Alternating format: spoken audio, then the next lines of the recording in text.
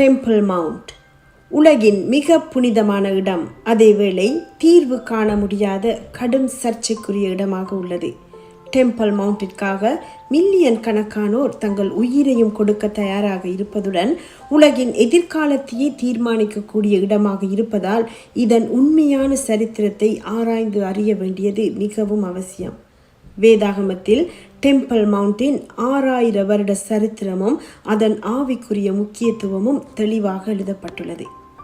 தமது சாயலுக்கும் ரூபத்துக்கும் ஒப்பாக மனிதனை உருவாக்கிய தேவன் தமது சிங்காசனம் இருக்கும் பரிசுத்த பர்வதத்துக்கும் பரம எருசலேமுக்கும் ஒப்பாக பூமியிலே சியோன் பர்வதத்தையும் அதன் மீது அமைந்திருக்கும் எருசலேம் நகரத்தையும் உருவாக்கினார்.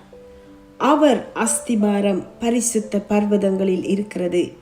கர்த்தர் யாக்கோபின் வாசஸ்தலங்கள் எல்லாவற்றை பார்க்கிலும் சியோனின் வாசல்களில் பிரியம்